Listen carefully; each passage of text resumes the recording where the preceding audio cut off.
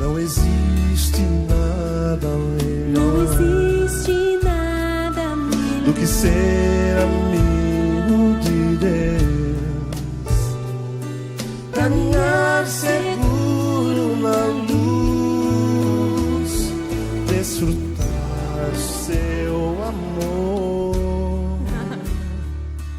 Jesus, queremos mais uma vez te glorificar, te exaltar, magnificar teu santo e maravilhoso nome. Agradecendo ao Senhor por mais esse grande privilégio que o Senhor nos dá de poder estar em sua maravilhosa presença para compartilharmos uma porção de sua tão preciosa e maravilhosa palavra. Nos ajuda, Senhor, que nós somos dependentes do Senhor, sem ti nada podemos fazer, precisamos da tua voz, da tua orientação para compartilhar com seus filhos palavras que realmente venham a edificá-los. A todos eles também que nos compartilham, aos amigos e amigas que estão conosco, acompanham-nos nesses estudos também. Te louvamos pela vida de cada um deles, te rogamos para que o Senhor venha continuar abençoando, guardando, livrando, abrindo entendimento do coração para que eles possam receber a sua palavra com alegria. Esse é o nosso pedido, Senhor. Em agradecimento em teu nome, seja glória para todos sempre. Amém e amém, Jesus. Amém.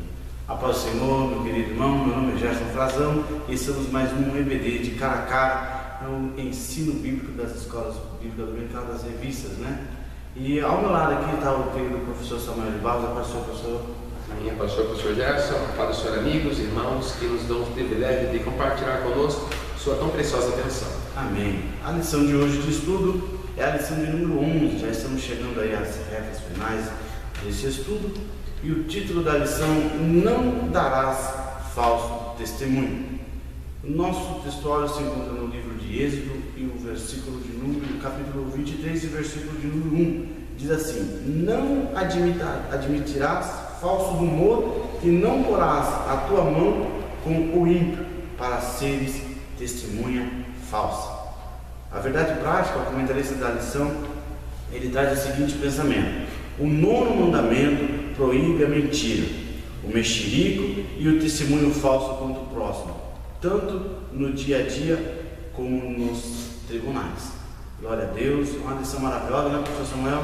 E nós vamos aprender aqui acerca de o que a palavra de Deus faz em relação, condenando, né, o mexerico, o diz que diz, o falso testemunho do próximo, tanto como o próprio comentarista colocou aqui no dia a dia, que é coisa costumeira aí para os corredores, que nem diz aí alguns, né? E como também dizer um falso testemunho no tribunal. No tribunal a gente já sabe que isso é um crime, né? Um falso testemunho no tribunal. E no dia a dia parece que não é crime, né, professor Samuel? Mas a gente tem que tentar viver de uma forma completa, né? Correto. Não ser fiel a Deus em alguns lugares, em alguns ambientes, mas a Bíblia fala assim: em todo tempo sejam alvas as suas vestes e nunca falte o óleo sobre a sua cabeça. O tempo todo, né? Na frente do pastor da igreja, na frente do líder, na frente do pastor presidente, ou na ausência de todo mundo, né? Sempre buscar essa vida de sinceridade para com Deus. Maravilha. O que a gente aprende aqui, professor Samuel? Então, com a introdução dessa lição, nós já temos aqui alguns assuntos importantes a passar ao nosso professor que está acompanhando. Temos sim. Estava observando aqui o textual dessa lição. Eu observava ele em 3 versões da Bíblia, né? Na Almeida corrigida e revisada, fiel, na Almeida revisada em criança bíblica e também na NVI. E a ideia, né, lendo cada uma delas, diz assim, né, textual: não admitirás falso boato. Na Almeida revisada fala assim: não levantarás falso boato. E na NVI fala: não faça declarações falsas, né? E o não admitirás, não levantarás mostra os dois lados, né, do boato, né? Essa coisa do boato, estava observando essa palavra boato, onde que ela surge.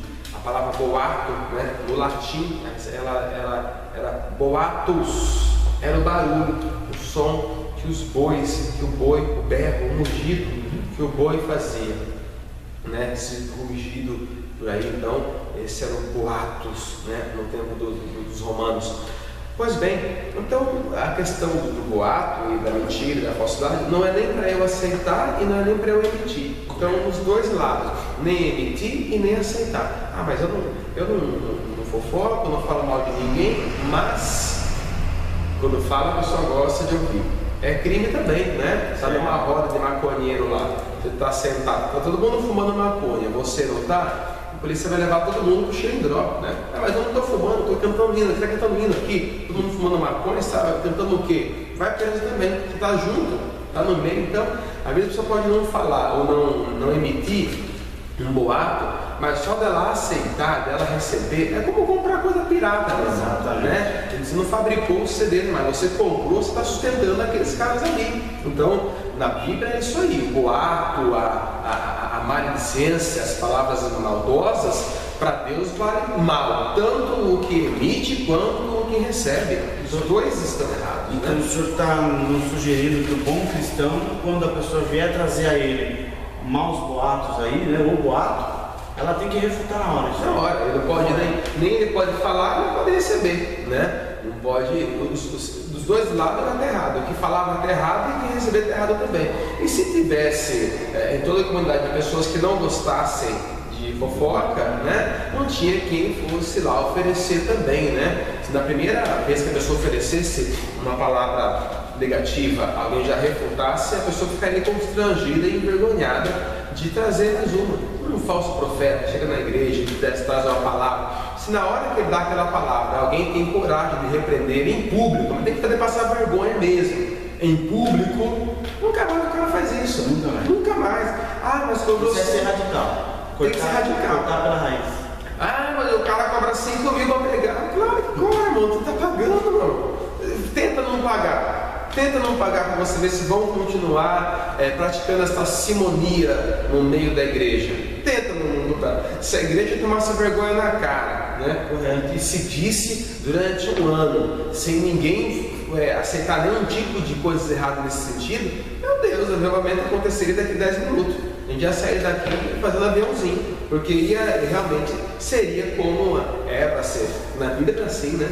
Na Bíblia, Pedro repreendeu Simão ali na frente dele, então não tolerava mesmo atitudes atitudes falsas, né? Um falso testemunho, uma palavra, um boato, uma maledicência. Será que estamos alimentando uma falsa diplomacia, professor Samuel? Porque às vezes esse mal não é cortado, né? Às vezes a gente ficamos com aquele falso pudor, aquela falsa diplomacia e não querer, mas escândalo, mas é lícito que venha, né? É lícito. Exatamente.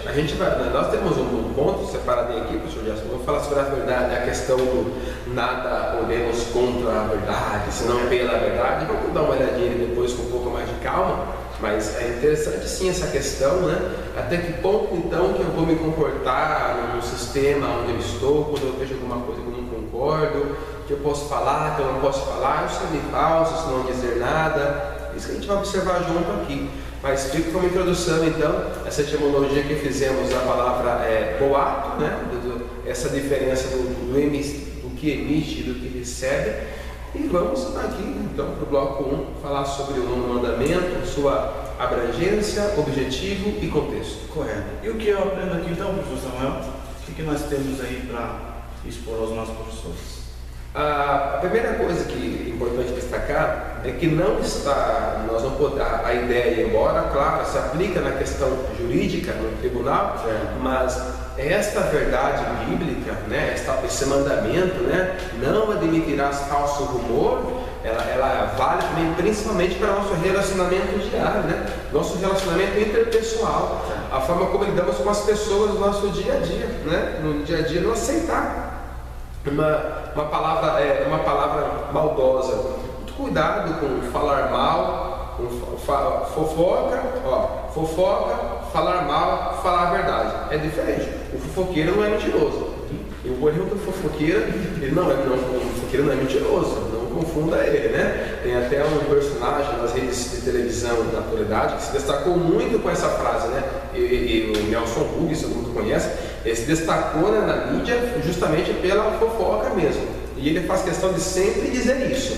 Eu aumento, mas não invento. Porque o fofoqueiro, ele não é mentiroso. O problema é que ele conta coisas que não vai contar, né? Mas é um fofoqueiro, mas é difícil lidar com o fofoqueiro, porque ele espalha, ele conta coisas que é para ele guardar. Mas ele não é mentiroso, né? É diferente do difamador. Você vai ver isso já essa diferença do fofoqueiro com o difamador. Então, o falar mal também é dizer uma palavra negativa a respeito de alguém, né? Então, o preconceito. Às vezes a gente não conhece a pessoa, não temos lugar que conhece e vamos taxando ela, mas a pessoa é vaidosa, essa pessoa é assim, muitas vezes não é. A pessoa super humilde, às vezes o jeito da pessoa, não é mesmo? Pode deixar subentender alguma coisa que ela na verdade não é. Então é muito cuidado. A abrangência aqui então fala assim sobre o mexeriqueiro, né? Não atentarás contra a vida do teu próximo, não andarás com o mexeriqueiro, certo, né? Mexerico, né? O mexerica até que vai, né? Mas o mexerico é uma coisa, até um nome feio, né? Mexerico. Andar com pessoas mexeriqueiras, pessoas que trazem confusão, te fofocam e falam mal de todo mundo. E aquela velha máxima, né, meu irmão? Aquela velha máxima. A pessoa que fala mal do outro perto de você, ela vai sem dúvida falar mal de você pro outro também. Isso é tão fato quanto do 1 mais 1 é 2. Então falta assim, a gente tem que tentar trazer de volta a credibilidade. O pastor Josué Gonçalves compartilhava uma estatística que dizia das entidades onde menos se há credibilidade. E foi citado os políticos, os policiais e os pastores. Tem de pastor fofoqueiro, meu irmão, que você não pode confiar nele, numa palavra, uma pessoa que você quer confiar, o pastor, o líder, o presbítero, né? A igreja de uma forma geral, mas essas pessoas, quando você confia algo a essas pessoas, você espera que segredo total, né? Os padres têm... Nós esperamos coisas melhores, né? Exatamente, os padres têm os seus confessionários ali, onde você quer a cara da pessoa e olha, fica ali atrás ali e tal. E há casos das pessoas confessarem crimes ali e o padre ficar naquele grande dilema: eu denuncio que o cara matou ou não, porque eu fiz um voto perante Deus de não dizer, não revelar os nomes dos que confessassem também seus pecados, né? Isso é polêmico, mas geralmente ele não conta. Ele pode confessar ali que matou 30 pessoas, né? Um serial killer, mas ele vai guardar, então guardar esse segredo aí, né? Então, o cuidado da fofoca, né? E andar com pessoas mexeriqueiras também, não fica dando trela para as pessoas não, porque olha, essas pessoas vão falar mal de você também, vão criticar você, vão te apontar, vão te prejudicar, porque não trazem benefício para ninguém, elas fazem para prejudicar mesmo. Então muito cuidado com as coisas que você fala, compartilha até mesmo em rede social, né? Coloca lá na rede social o que você fez, onde você foi, o que você comeu e tudo.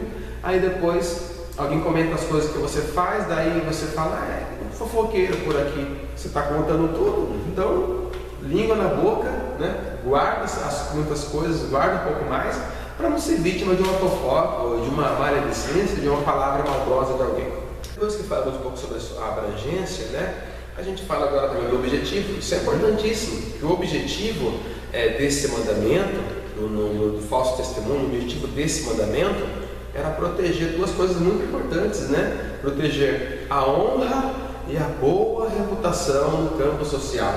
Como é difícil você preservar a sua dignidade, preservar o seu caráter, preservar a sua ética, preservar seus bons modos, né? Muitas vezes uma palavra, né? Esse mandamento estava ali, como o autor coloca aqui, uma muralha de proteção, né? E às vezes uma palavra maldita, né? No sentido de ser mal expressada, acaba denegrindo uma imagem, uma história, uma biografia, né, de alguém, uma fofoca, uma intriga, acaba causando uma situação desconfortável. Na verdade, então, a ideia, o objetivo era a proteção da honra. Quase não se fala em honra mais hoje em dia, né? Quase não se fala muito em honra, né? Honra, algo tão respeitoso, as pessoas, mas houve um tempo em que as pessoas morriam pela honra. A honra, houve um tempo que ela valeu muito, se prezava muito a honra de uma pessoa. Isso, meu Deus, não se fala disso hoje, mas era algo muito precioso, valia muito a honra, a ponto da Bíblia falar assim: olha, o mais digno de ser escolhido é um bom nome, vale mais do que as muitas riquezas. Não adiantava nada ter muito dinheiro, ou ter muitos recursos, ter muitas posses, mas não ter dignidade, não ter honra, não é mesmo? Então isso era muito valorizado, né? Proteger a honra e a boa reputação. As pessoas olhar para aquela pessoa e dizer dela coisas boas, não ter um mal para dizer dela, porque ela tem uma boa honra, né? Como a igreja fazia com Timóteo, quando Paulo estava pregando lá, perguntou: o que é aquele moço ali que era Timóteo? A Bíblia fala assim, me parece capítulo 17 ou 18, fala assim: e todos traziam boa fama de Timóteo, quer dizer, falavam coisas boas, não tinha que falar de mal daquele menino, 17 anos aí na igreja ali, tinha tudo para falar de mal dele, né? Ele brinca com as velhinhas aqui, ele dorme no lugar das idosas, ele, não, nem todos, aí ele fala, todos falavam coisas boas de Timóteo, ele tinha uma honra, tinha uma boa reputação, e a gente tem que priorizar muito isso aqui também, né? Essa questão da honra, da boa reputação. E o contexto aqui falava também dos juízes, é claro, a questão judicial. Então, os juízes representando Deus de Israel nos julgamentos. Então, muito mais sério ainda, uma exigência maior perante um tribunal, perante um juiz, quando, debaixo do juramento ali, a pessoa jurava dizer a verdade, não aceitava um falso testemunho, não aceitava uma palavra negativa, né? Uma palavra, um mexerico, uma maledicência, né? Uma palavra que não tivesse nada a ver com a verdade, né? E aí isso é dito, jura dizer a verdade, somente a verdade, nada mais que a verdade, é uma verdade dita, né? Ela tem que ser priorizada aqui no tribunal. Então, eu falei aqui da abrangência, o objetivo e o contexto, claro, ligado diretamente à questão dos julgamentos, porque os juízes representavam Deus, não só lá, mas hoje também. Sim. Hoje também, a Bíblia lá em Romanos, o apóstolo Paulo, sendo usado por Deus, ele se dirige às autoridades e por 3 vezes ele as chama de ministros de Deus, né? Então, isso vale também lá, mas claro, vale também no nosso dia a dia, no lado social, onde a gente estiver, nunca falar mal de ninguém. Vamos então entrar no segundo bloco da lição, o processo. Ele vai ter que responder em juízo, falso testemunho, o próximo, né? E o que a gente consegue aprender aqui? Então, aqui novamente somos lembrados que a ideia é dos interrogatórios na corte, certo? Né? A ideia é na corte. E é um ritual extremamente bem litúrgico até, né? Os irmãos que já tiveram prazer, se não foram pessoalmente num fórum, ou ao menos já assistiram filmes sobre isso, né? Há toda um cuidado, uma forma de falar, né? Quando o advogado vai dizendo, data vênia, emerentíssimo, né? E vem, quer dizer, com licença, com a sua permissão, né? Até a forma como ele se dirige, é bem aquele ambiente bem rebuscado, cheio de liturgia, cheio de vênias, né? Necessárias, enfim, permissão para falar, para ficar, né? Há todos esses cuidados aí. Então a ideia aqui, o processo, né, nesse segundo bloco, a ideia é dos interrogatórios na corte, né? A corte, da palavra corte, tanto é aquele cuidado que é ali, até hoje vem dessa palavra, a palavra cortesia, né? Que modos educados de uma pessoa se dirigir a outra, né?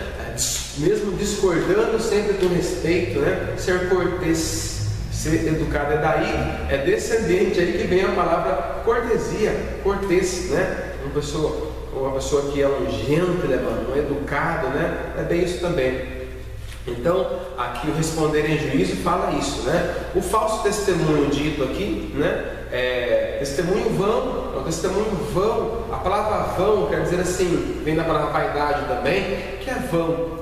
Passa, não tem necessidade, né? Algo falso testemunho, uma mentira, uma declaração conscientemente falsificada. Sabe que é mentira, mas fala aquela palavra, né? Pouco tempo atrás, no jornal, no Fantástico de domingo à noite passado, o repórter liga para alguém e fala assim: o senhor aceitou a propina? A senhora vendeu o seu voto aceitando a propina do governador tal, que hoje está eleito? A senhora aceitou?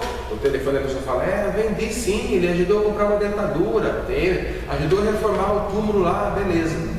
Quando o repórter voltava pessoalmente com a máscara, com a sua imagem da Rede Globo, o microfone na mão, câmera, e a senhora A senhora vendeu o voto? Não, jamais. Que vender voto que nada? Esse recurso de defesa, né? Mente mesmo, na maior cara de pau, né? Mentiras mesmo. E a pessoa acredita, mente com tanta frequência que ela acha que todo mundo, até ela mesma, acaba acreditando na mentira. E na Bíblia, o diabo é chamado de pai da mentira. E esse pai da mentira, quando fala assim mentira com relação ao diabo, irmãos, toma cuidado, porque quando fala assim um pai da mentira, quer dizer que o diabo ele é PhD, pós-honores, doutor honores em causa da mentira. Então o inimigo, ele sabe criar uma mentira, é um detalhezinho, é uma vírgula para frente, um ponto para trás, e ele trocou todo o sentido daquela verdade ali, daquela palavra. Então o diabo, quando fala que é o pai da mentira, ele articula com tanta maestria a mentira, que ela acaba, como alguém já vai falar, a mentira dita muitas vezes, né, acaba parecendo que é verdade, não é mesmo? Então é porque o pai da mentira, ele é perspicaz, ele mente, mas mente com maestria, né? A ponto de parecer verdade aquilo que ele está ensinando ali. Então, o falso testemunho fala que testemunho vão, falso é uma mentira. E lá a Bíblia fala assim, e cuidado, Jesus falou, porque se possível for, ele pode enganar até os escolhidos. Então, olha como que não é a mentira, de que forma o inimigo vem com suas mentiras, não é mesmo? Um falso testemunho. Aí vem o difamador. Eu disse que ia falar de difamador, falamos lá atrás do fofoqueiro, mas agora o que é o difamador? O difamador é aquele que tira a boa fama de alguém. Então esse é o difamador. E o difamador, ele tem um poder impressionante, né? A Bíblia fala em Provérbios 16, 28 que o homem perverso espalha contendas, e o difamador, olha isso, separa os maiores amigos. Isso é muito sério. Imagine um difamador com uma palavra, ele consegue separar amigos. Pessoas pararam de conversar uma com a outra porque deram ouvidos para um difamador. Alguém chegou ali e disse uma palavra, aquela palavra que tira a boa fama, né? Eu tenho uma boa imagem do professor Gerson, gosto dele, converso com ele, de repente alguém chega, fala alguma coisa dele para mim, e eu começo a acreditar naquela palavra e falo, não quero nem mais saber de conversar com o professor Gerson, mas eu nem fui escutar ele, eu nem sei se aquilo é verdade nem nada. Então eu começo a ouvir, de repente eu mudo meu modo de tratar ele já fala, o irmão Samuel mudou comigo, acha estranho também, e também não vai tocar, e fica assim, daqui a pouco parou de conversar. Começou aonde? Começou com um difamador. Ele separa os maiores amigos, né? Isso fala em Provérbios 16, 28. Então é trágico o poder que tem um difamador, né? E o próximo, dito aqui na Bíblia, quem é o próximo? Né? Que na parábola do bom samaritano, foi essa pergunta que aquele doutor da lei fez, né? Aquele doutor, aquele escriba fez, e a palavra ali, dizendo ali do escriba, o intérprete da lei, na outra versão fala assim, perito da lei. Então era um inteligentíssimo ali, né? Sabia da pergunta, sabia dos fundamentos, sabia onde é que ele queria chegar, né? Quem é meu próximo, né? Então Jesus ensinou, quem que é meu próximo? Meu próximo é todos os irmãos da Assembleia de Deus.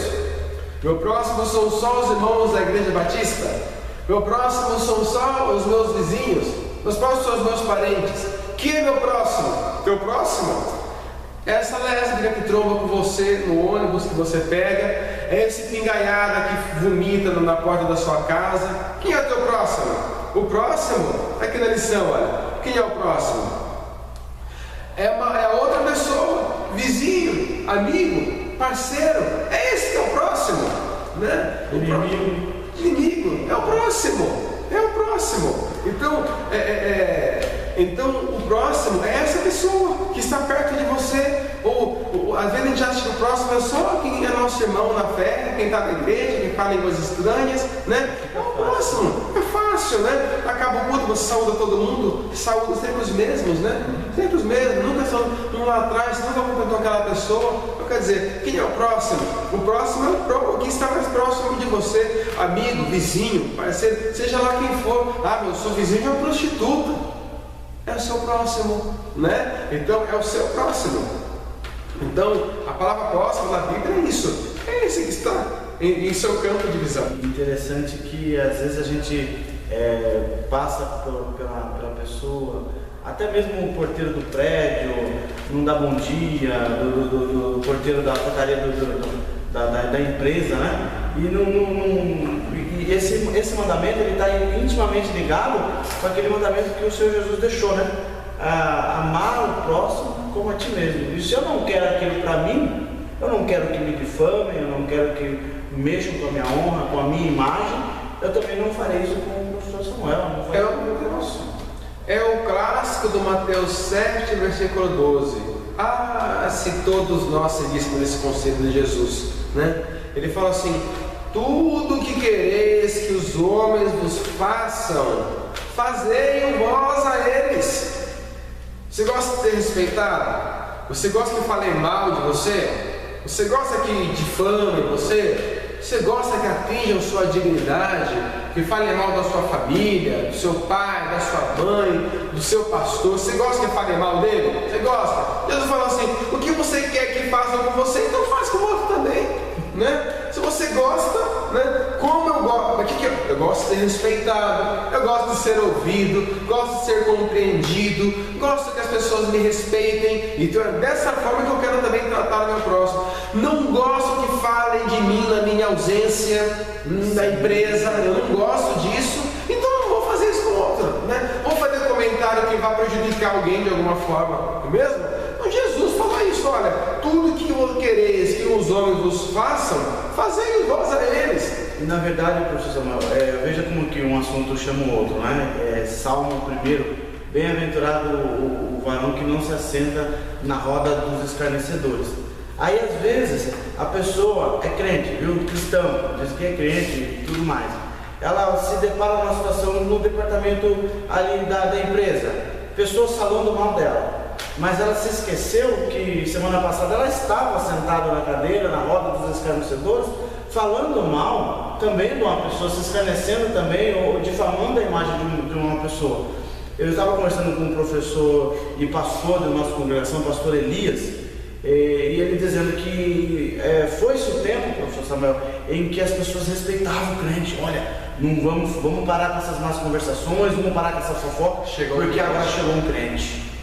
Você vê como que nós que estamos muitas vezes, professor Samuel, aceitando essa banalização da imagem do cristão e alimentando essas coisas que não se devem. E eu vejo o irmão que fez um propósito de não falar mal de ninguém. Perfeito. E não falava mal de ninguém, não falava mal de ninguém. Fez esse propósito, não falar mal de ninguém. E alguém na igreja ficou irritado, porque aquele irmão não falava mal de ninguém, não tinha como dar. E como o outro sabia que ele não falava mal de ninguém, então fez um teste. Falou assim: mas o fulano não falava mal de ninguém. Mas aí o outro falou assim: tá, mas e o diabo? O que tu não acha do diabo? Falou: rapaz, ô rapazinho trabalhador, né? Nem do diabo aquele irmão quis falar mal, né? Ele fez um propósito de não falar mal de ninguém. E nem do diabo ele queria falar mal, né? Então, muito cuidado, irmãos, né? Com tudo isso daí, né? Aqui nós falamos aqui no bloco 2 sobre o processo. Caminhamos agora para o terceiro bloco, falando sobre a verdade agora. Correto, professor. Prossiga, vamos lá para ler o que esse terceiro bloco tem a nos ensinar. A verdade, né? A verdade, né? Nada mais que a verdade, né? É uma palavra tão batida até, né? Muitas vezes. Que palavra linda é essa? Verdade, né? A ponto de Jesus dizer: eu sou o caminho, a verdade. Ele disse que ele é a verdade também, né? O que é a verdade? A verdade é aquilo que corresponde aos fatos, né? Em contraste com qualquer coisa enganosa. A mentira. O problema da mentira é que cada vez que a pessoa mente, ela vai ter que criar uma outra mentira para sustentar a mentira anterior. E quando a pessoa e vai de mentira em mentira. Quando a pessoa fala a verdade, é só aquela ali. Então ele fala aquela verdade ali e aonde ele for é aquela verdade. João Batista, alguém trazendo um relatório de Jesus dele para Jesus, falou assim: Na verdade, João nunca fez milagre nenhum. Só que tem uma coisa: tudo quanto ele disse a respeito deste, que era Jesus, tudo quanto João Batista disse a respeito deste, era verdade. Então eu penso que o grande milagre que João Batista realizou foi esse: o milagre de falar a verdade. Esse foi o milagre que João Batista realizou. O milagre de falar a verdade. É o milagre que nós carecemos hoje. O milagre que você não vê muito hoje. O milagre de falar a verdade. Esse é o milagre que João Batista realizou. E a palavra de Deus fala em Apocalipse 22 que ficará de fora. E ele dá o rol lá dos que ficaram de fora. E ele diz assim: todos aqueles que amam e cometem mentira. Tem gente que ele mente, está tão acostumado a mentir que nem ele não está percebendo mais que ele está mentindo, né? E tem perna curta mentira, professor. Uma hora ou outra a massa cai. Você sabe que a pessoa não está falando uma verdade. Exatamente. Perfeito. O que mais, professor? A citação que eu fiz aqui de João Batista, só para localizar os irmãos, é João capítulo 10, versículo 41, que fala isso, que João nunca fez milagre. Claro que fez. João fez um grande milagre. O milagre que João fez, que Deus realizou na vida de João, é o milagre que Deus quer realizar na minha vida, na nossa vida, todos os dias. O milagre de fazer de nós mensageiros, portadores da verdade. Aí eu vou falar aquela questão: nada podemos contra a verdade. Porque um pastor, ele se dirigiu ao público, um orador, e falou assim: quantos de vocês gostam que fale a verdade para vocês? A igreja inteira levantou a mão. Eu também levantei a mão. Aí eu já levantei até as duas, assim, né? E levei uma baita de um balde de água fria. E daí o orador viu que todo mundo levantou a mão dizendo que sim, né? Que gostam que fale a verdade para ele. Aí ele falou assim: isso é uma mentira. Ele quer dizer que nós gostamos de ser agradados, de ser tal, né? Só que tem uma questão importante aqui, né? Porque o problema não é o falar a verdade. O problema é que tem gente que fala assim: mas eu falo a verdade, eu falo na cara, Cuidado com esse negócio de falar na cara, porque se você é daqueles que fala na cara, eu sou sincero, fala na cara, mas você não é sincero, você é descontrolado, né? Você não tem controle emocional e nem sabedoria, porque você tem, você tem o tempo certo para falar, né? A Bíblia fala assim, em Provérbios 25, 11 e verso 12: com maçãs de ouro em salvas de prata. Olha que coisa linda, quer dizer, olha o valor que isso tem, né? Maçãs de ouro servidas em salvas de prata. O que é isso que vale tanto assim? É a palavra dita a seu tempo. Então, há uma situação especial para você dizer aquela palavra ali. E não me esquecer, eu vou continuar aqui, mas tem uma gente que fala assim que João Batista, já vi pegador falar, falou a verdade na hora errada. Mas não é não deixe esquecer, eu tenho que falar sobre isso daí. E continua o texto de Provérbios: como pendentes de ouro, olha que bonito, e gargantilhas de ouro fino, assim é o sábio repreensor para o ouvido atento. Então, eu gosto de falar a verdade para mim, só que tem que saber falar. Não tem que chegar chutando a porta, não tem que vir com os dois pés no peito, como falam os jovens aí. Calma, olha aqui, olha. Como pendentes de ouro, gargantilhas de ouro fino, assim é o sábio repreensor. Ele tem sabedoria para corrigir, mas eu não tenho, então vale Timóteo urgente. Aquele que é falta de sabedoria, peça a Deus, né? Mas e alguém fala assim: nada podemos contra a verdade, né? E usa esse texto aqui muitas vezes para atacar os outros, né? Por exemplo, para atingir instituições ou denegrir imagem, né? E começa a fazer algumas denúncias. Quando o pastor Silas Malafaia abre o seu programa ao sábado, ele fala assim: sábado que vem tem afirmações bombásticas aqui. Os crentes vai tudo mesmo. O crente gosta de um barraco, meu irmão. O crente gosta de ver uma briga, um negócio. Já vai lá. E ele manda trazer mais um, traz logo 10, né? Faz um café da manhã em casa e já para todo mundo quer ouvir qual que é a bomba. É o que eu chamo de crente Bin Laden, né? Uma bomba. Quer dizer, mas essa expressão aqui, nada podemos contra a verdade, mas somente em favor da verdade. A hora certa de falar, né? Se tem um problema com o meu pastor, se eu congrego numa igreja e passo por uma crise ministerial com um pastor a quem eu coopero, que grande vantagem vai ter eu ficar citando o nome dele em rede social e xingando o meu pastor por ali, né? Você está sendo idiota se você faz isso, né? Você não tem sabedoria, né? Vai lá conversar. Diz aqui, ó. A palavra dita ao seu tempo, o sábio repreensor para o ouvido atento, né? Então tem o modo certo de falar, né? Mesmo que seja verdade, a hora certa. O local, né? Chega algum colega seu que você não vê faz 10 anos, ele diz: você vê, nossa, você está gordo. Não, pode ser verdade sua, mas que verdade infeliz, né? Eu podia ter falado qualquer coisa, menos isso, né? Então, a hora certa. E isso que você está usando é peruca mesmo?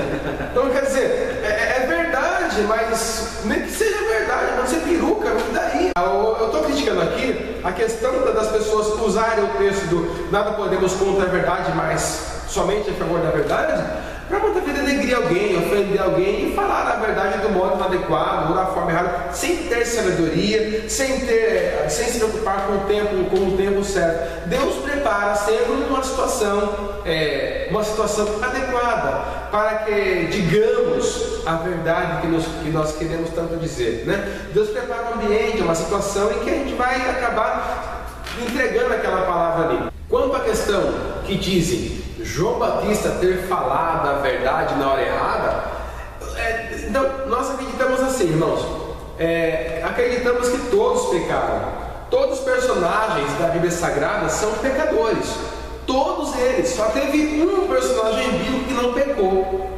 Jesus. Só esse que não pecou. Mas o compromisso que essas pessoas tinham com Deus era tão grande que fica chato até a gente apontar um erro naquela pessoa. Por exemplo, tenta criar uma pregação, uma mensagem, por exemplo, os 5 fracassos na vida de Samuel. Você vai ter que consultar um livro apócrifo para arrumar uma mensagem para isso aí, né? Tenta achar, por exemplo, os deslizes na vida de Jó. Não tem como, porque a gente sabe que são pecadores, mas o compromisso que eles tinham com Deus estava acima de tudo isso. João Batista é um deles. Ele chegou na cara do rei e falou: não te é lícito possuir a mulher do teu irmão. Mas na cara, meu irmão, o negócio foi ali, ó. Bate ponto, né? Não deu outra, né? Mas João falou a verdade na hora. Não. O ministério de João Batista é específico. Ele veio para fazer isso aqui mesmo. Ele não veio para mandar recado. Então, a situação de João Batista é especial, né? Eu não diria que João falou a verdade na hora errada. Ele falou a verdade no tempo certo, né? Então, João Batista senão não teria cumprido o ministério dele. Ele foi uma coisa especial. O ministério dele veio para desbravar mesmo, para abrir o caminho. Não interessava se a cabeça dele ia rolar, se ele ia receber uma promoção lá no templo, se ele ia ser consagrado a bispo. Não interessa. Ele veio para ser isso daí. Ele falou e acabou. Agora, ele falou a verdade na hora errada. Vai você, tenta você achar o defeito de João Batista, então, porque Jesus não achou. Se você achar um defeito de João Batista e for querer fazer disso o seu cavalo de guerra, então você está querendo dizer que você é melhor que Jesus. Porque João Batista, porque Jesus Cristo, ao falar de João Batista, Jesus falou: olha, dentre os nascidos de mulher, ninguém foi maior do que João Batista. Então, eu duvido de qualquer, pode ser mestre de divindade, bacharel até em datilografia, não interessa. Tem gente que está até com datilografia, tem gente se gloriando já, né? Tudo é motivo para se gloriar, até o curso de datilografia, né? Não interessa você falar grego, hebraico, aramaico, fale se quiser. Imagina falar 30 idiomas, parabéns para você, mas não tem como você querer vir apontar crise ministerial de João Batista, porque Jesus jogou ele lá em cima, meu irmão. Não tem como. Jesus colocou ele aqui, você vai baixar como? Então não tem como. Jesus falou: olha, dentre nascidos de mulher, ninguém é maior que João Batista. E Jesus é nascido de mulher ou não? Sim. Então Jesus se colocou aqui embaixo. Porque ele deixou entender. Até o próprio Jesus, que nós sabemos que ele é maior, está acima de todos, ele se colocou e viu João como uma figura especial. Então, cuidado de falar que o João Batista falou a verdade na hora errada, porque é trágico isso aí, mata qualquer bom discurso, né? E tem pessoa que às vezes não tem coragem de falar a verdade, que não é para ser na hora certa, com medo, né? Compromisso. Eu vou perder a carta credencial de Breno, eu vou perder o cargo, não vou me indicação para eu ser o líder do departamento. E às vezes é a hora de falar a verdade e não fala. E aí quer colocar a culpa de João Batista que falou a verdade. Então, sabedoria, exatamente. Eu estou aqui para que nem João Batista. Para que você não está que nem João Batista. Você é o último dos moicanos, já morreu. O último profeta foi João Batista. Então não queira se comparar com o João Batista, né? Então, mais uma coisa. Tem coisa que tem que ser tratada de forma especial. Às vezes, uma crise, uma situação emocional e tal, você vai chegar num púlpito para falar essas coisas. Então, púlpito não é lugar para desabafar, púlpito não é lugar para ficar apontando situações singulares de indivíduos na igreja. Para isso que existe um negócio chamado gabinete pastoral. É lá que se resolve no quartinho. Conversa com o pastor ali e tal. Mas não faça do púlpito esse lugar para você ficar matando, ferindo, apaucentando mesmo, né? Como diz o outro. Em vez de apacentar, apaucentar e acabando, deixando o povo triste e tal, batendo na noiva de Cristo. Então, cuidado, tem que sabedoria, peça sabedoria para Deus, porque Ele dá sabedoria para todos e não lança esse rosto depois. Então, muito cuidado, essa questão de falar a verdade e tudo mais. Tem o jeito certo de falar, tem a hora certa de dizer, não é mesmo? Não vai falar aí, porque quem fala o que quer, ouve o que não quer. É aí que acha um para falar uma verdade também, e daí fica dodó, tô na prova, tá na prova mesmo? Mas o irmão está falando mal de mim, com motivo ou sem motivo? Né? Porque Jesus falou assim, olha, bem-aventurados sois vós quando vos injuriarem, mentir, e quando injuriarem, vos perseguirem e mentindo disserem todo mal contra vós. Agora, se fala mal de você e é verdade, que ele é grosseiro, você é grosseiro mesmo, mude, meu irmão. Aquele irmão lá é contencioso. Falou que eu sou contencioso, mas você é mesmo. Né? Falou que eu sou barraqueiro, mas você é barraqueiro mesmo. Então muda seu jeito. Mas esse aqui é o jeito do meu pai. Mas não é o jeito de Jesus. Né? Jesus fala assim: aprendei de mim, que eu sou manso e humilde de coração, encontrarei descanso. Eu estou preocupado por aí, atormentado, não está resolvendo direito, encontrarei descanso para as nossas almas. Então talvez o descanso que você está procurando está no mudar o seu comportamento e procurar ser um pouco mais parecido com Jesus. Mas às vezes a princípio a repreensão ela parece ser um pouquinho pesada, né? Mas depois ela traz um gozo. Exatamente. E Jesus, o professor Gerson, ele falou assim: eu sou a verdade. Você não vê Jesus ofendendo ninguém. Você não vê Jesus ofendendo ninguém, né? Por que Jesus não está com aquela pedra naquela mulher? Porque ele podia estar com aquela pedra. E até mesmo quando ele esteve lá na cruz, lá e todo mundo esbofeteando, cuspindo no rosto dele, ele falou: Pai, perdoa ele. Que é isso, meu? É que Jesus não. É que a Bíblia fala assim: ele não é homem. Deus não tem nada a ver com a gente. Mas se sou eu ali, meu irmão, eu só fazia assim com o dedinho, ó, fazia cair um raio na cabeça dos três ali, uma vez só. Porque a gente é vingativo, nossa natureza. Nossa natureza, irmãos, nossa natureza ela quer, ela não se sente bem se ver alguém fazer o mal para nós no final. Se você assistir um filme que o cara do mal no final se dá bem, você fala: que filme, que porcaria de filme é esse? O cara matou todo mundo e terminou o filme de bem ainda. Quer dizer, mesmo no filme você quer ver o cara do mal se dando mal também, né? Se ficar do mal, se der bem, você fala: que filme. E eu aqui fiquei 2 horas vendo esse filme aqui, para terminar o filme aqui. O rapaz que foi bonzinho no filme terminou ruim, e o ruim terminou bem, né? Porque já está em nós isso daí. Então Jesus na própria cruz perdoou, perdoai, Pai, perdoa. Eles não sabem o que fazem, né? Então Jesus não, se é verdade, não ofendeu ninguém. E tem uma coisa, professor Samuel, que quando eu leio a Sagrada Escritura, o versículo de Paulo ele fala ali, professor Samuel, está em Gálatas, né, capítulo 2, 20, ele fala: já estou crucificado com Cristo, e vivo não mais eu, mas Cristo vive em mim. E a vida que agora eu vivo na carne, vivo-a na fé do Filho de Deus, ao qual me amou e se entregou a si mesmo por mim. Isso aqui é tremendo, isso aqui muda, mexe comigo, porque às vezes a gente quer viver a nossa vida e não quer crucificar o velho homem, né? Não, eu falo a verdade mesmo, e vou lá e põe o dedo na cara peraí, irmão, Jesus Cristo na hora que estava ali, foi esbofeteado e olhou para aquele povo e olhou para o céu e falou: Pai, perdoa ele, porque eles não estão sabendo o que estão fazendo. Exatamente. Eu aprendo muito aqui, né? Então, às vezes, o que é isso? Esse é o mau uso do texto de Coríntios que nós citamos aqui. O 2 Coríntios 13:8.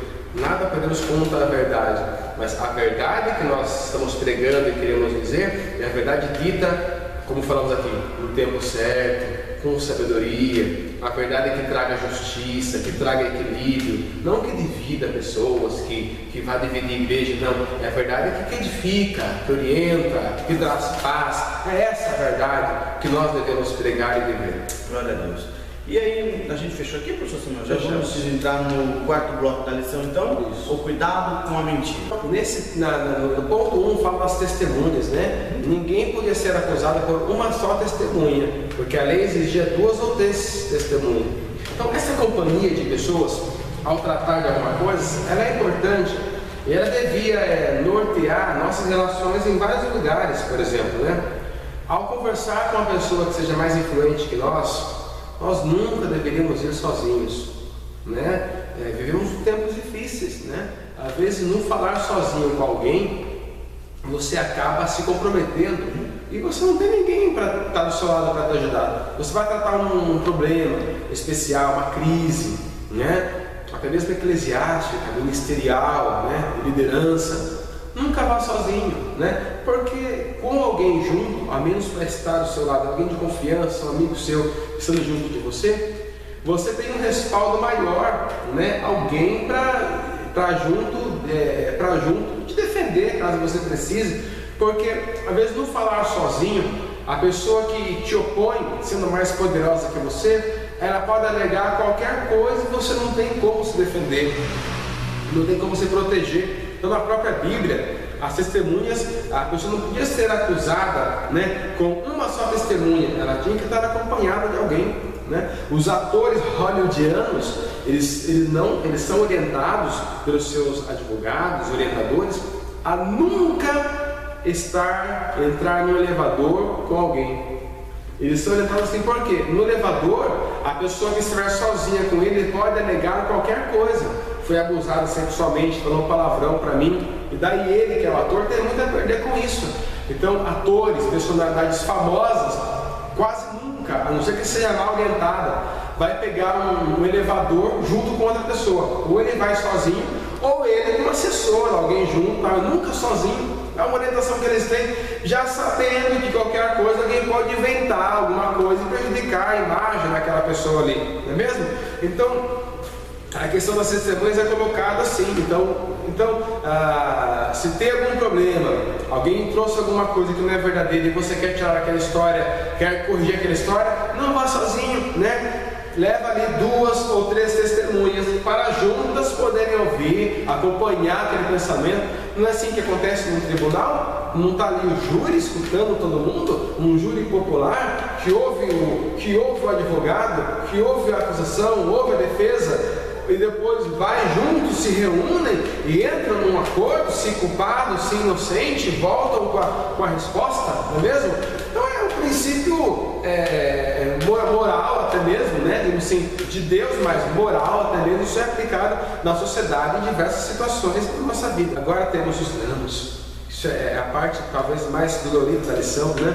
A violação, né? É um atentado contra a honra. Olha, pode destruir a reputação, um bom nome que alguém levou a vida inteira para construir. Então, olha o cuidado que devemos ter, né, ao difamar alguém, ao falar de alguém, porque toda uma história, uma biografia pode ser manchada, né? Talvez danos irreparáveis, né? Danos irreparáveis. Ainda mais pessoas que dependem da sua imagem,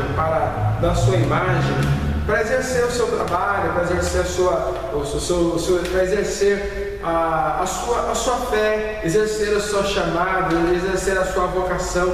Então tem coisas que você não pode acusar do nada, e falar, mas eu acho que não tem essa de achar, ou se tem plena convicção daquilo ali, ou se tem testemunhas que comprovem aquilo ali, ou se fica quieto, né? Ou não se fala em nada, né? Mas quantas pessoas perdem famílias, perdem sua biografia, perdem sua história baseada muitas vezes numa mentira, numa difamação que alguém criou.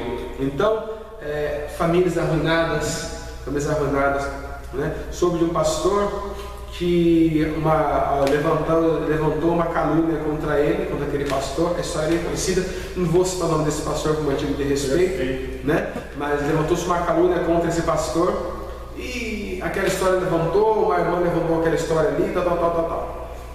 No fim, aquela história denegriu a imagem daquele pastor. Enfim, aquela pessoa que levantou aquela calúnia pegou uma doença sim, ficou doente, ficou enferma, e Deus curou aquela irmã, curou aquela pessoa no dia em que ela pediu perdão para aquele pastor, né? E Deus curou ela através da oração daquele pastor que ela havia levantado aquela palavra caluniada.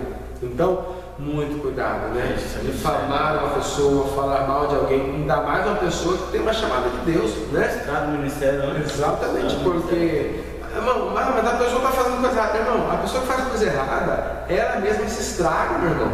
Não tem que fazer nada para prejudicar. Mas o irmão, tudo que ele está mentindo, ele está com um caso lá.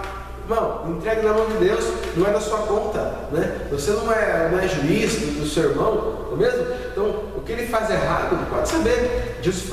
A Bíblia fala assim, que Deus não se deixa escarnecer. Tudo que eu implantar, isso também ele fará. E aí, o que mais? A gente está entrando aqui já na reta final dessa lição. O que a gente aprende aqui? O pecado da mentira, né? E o autor pergunta assim: quem já viu um irmão ser disciplinado ou cortado da comunhão da igreja pelo pecado da mentira? Eu nunca vi. Eu nunca vi, né? Quando nós ensinamos a cristã, e o professor Gerson também tem uma... Nós dois aqui engatinhamos dentro de corredores evangélicos, né? Não falava nem o Buda dá, falava aleluia, glória a Deus, né? Então, quer dizer, não existe mesmo, né? Uma pessoa que mente, ela não tem punição para ela. Aqui não tem punição aqui para ela. Assim, eclesiasticamente falando, não tem como você punir, porque a pessoa ela não vai chegar a falar eu menti, porque é uma coisa que a gente sabe que existe, mas ninguém admite que faz, né? É que nem racismo. Se sair perguntando para cada um assim, na rua, existe racismo no Brasil? A pessoa fala assim, existe. Você é racista? Ela fala assim, não. Eu vi um documentário sobre isso e o repórter provava isso. Ele perguntava na rua para todo mundo: existe racismo no Brasil? A pessoa falava, existe. Você é racista? Não. Existe mentira na igreja? Existe. Você é mentiroso? Não. Né? Mas mente. Em várias situações da sua mente. Às vezes mente até que está sentindo a presença de Deus. Exatamente. Tem irmão que toda hora se descarrega do espiritual, contato. Então eu fico preocupado com esses irmãos que toda hora sente descarrego. Se o irmão do lado não sentir, ele fica bravo. Ele fica bravo, né? Ele, toda hora que vai cantar, tem que ter profecia, tem que ter mistério, tem que rodar, tem que jogar o banco para o outro lado da igreja, né? Então, toda hora, eu acredito no poder pentecostal, na infusão do Espírito, mas toda hora, meu irmão, toda hora que vai cantar, toda hora ele sente aquela descarga. Muitas vezes finge que sente, né? Às vezes chora, nem lágrima não sai mais. Às vezes a gente chorar que nem lágrima não sai mais. Finge, é uma mentira isso daí. É uma mentira, né? Mente com profecia para alguém. Uma vez uma irmã que eu conheço contava para mim, foi num culto, isso me veio essa semana, e ela chegou para essa moça e foi profetizar para ela e falou assim: Deus diz assim para você. E aquela moça sorriu enquanto aquela irmã dizia aquela palavra para ela. Aquela moça sorriu.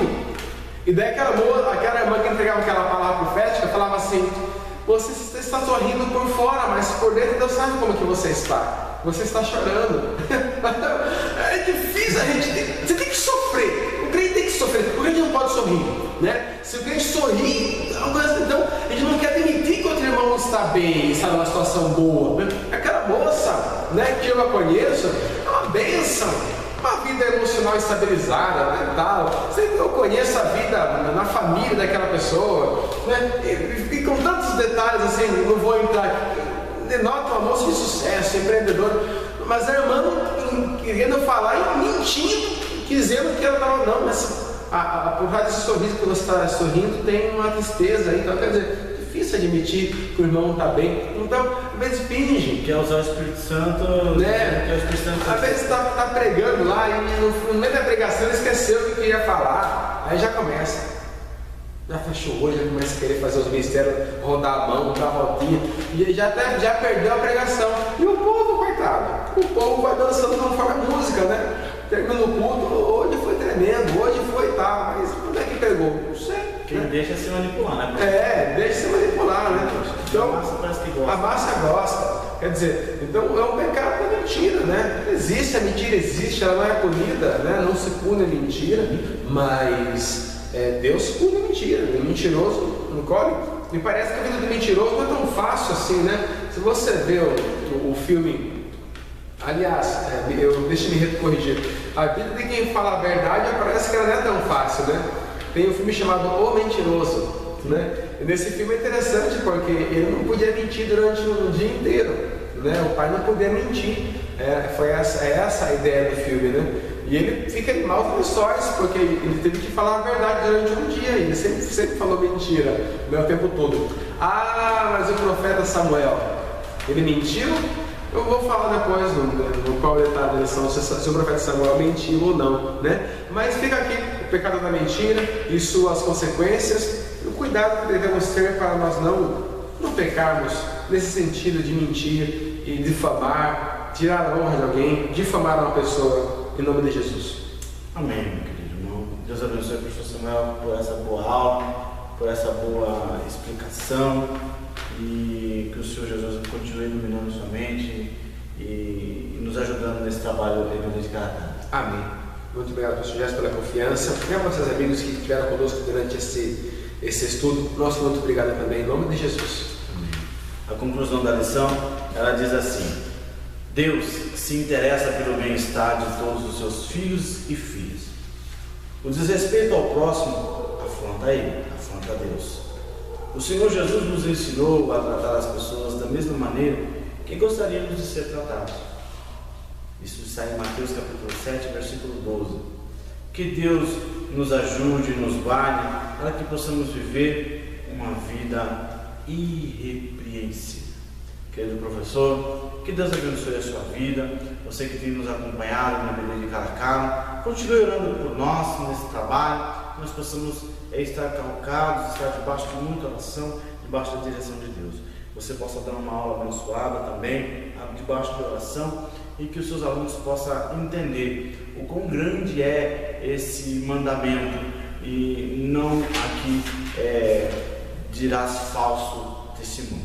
Que Deus abençoe a sua vida, em nome de Jesus.